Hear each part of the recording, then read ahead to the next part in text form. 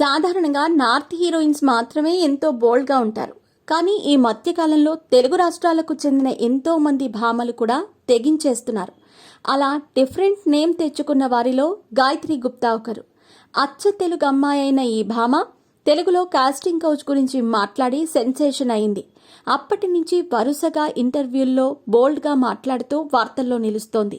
ఇలాంటి పరిస్థితుల్లో తాజాగా ఓ ఇంటర్వ్యూలో పాల్గొన్న గాయత్రి గుప్తా బాలీవుడ్ కాస్టింగ్ కౌచ్ పై కామెంట్స్ చేసింది.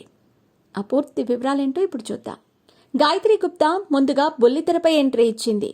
అలా ఆరంభంలో యాంకర్గా చేసి బాగా పాపులర్ అయింది. ఈ క్రమంలోనే పలు చిత్రాల్లోనూ నటించి మెప్పించింది. ముఖ్యంగా గాయత్రి ఫిదా, ఐస్ క్రీమ్ 2, కొబ్బరి మట్ట, మిఠాయి సహా ఎన్నో సినిమాలతో పాటు పెళ్లికి ముందు సీతా ఆన్ ద రోడ్ అనే షార్ట్ ఫిల్మ్స్లోనూ నటించి అలరించింది. తెలుగు అమ్మాయి గాయత్రి గుప్తా ఇటీవల కాలంలో పెద్దగా ఆఫర్లను దక్కించుకోవటం లేదు. కానీ వచ్చిన ప్రతి ఆఫర్ను కూడా సద్వినియోగం చేసుకుంటోంది. ఇలా ఈ మధ్యకాలంలో అన్స్టాపబుల్, ఫ్లాట్, డబుల్ ఇంజిన్ వంటి సినిమాల్లో నటించి మెప్పించింది. అలాగే గతేడాది వచ్చిన దయా వెబ్ సిరీస్లో అద్భుతమైన పాత్రలో హైలైట్ అయ్యింది. కాస్టింగ్ కౌచ్ అనే అంశం తెలుగు సినిమా రంగంలో ప్రకంపనలు సృష్టించిన విషయం తెలిసిందే. దీన్ని వెలుగులోకి తీసుకొచ్చిన మొదటి సెలబ్రిటీ గాయత్రి గుప్తానే అని ప్రత్యేకంగా చెప్పక్కర్లేదు. దీనిపై ఆమె చాలా కాలం పాటు పోరాటం కూడా చేసింది. ఇలా చాలా కాలం పాటు గాయత్రి గుప్తా సంచలనమైంది. ఆమె తర్వాతనే శ్రీరెడ్డి ఈ పోరాటం కంటిన్యూ చేసింది. Gayatri Gupta biggest reality show Big బాస్ని బ్యాన్ చేయాలని కూడా ప్రయత్నాలు చేసింది.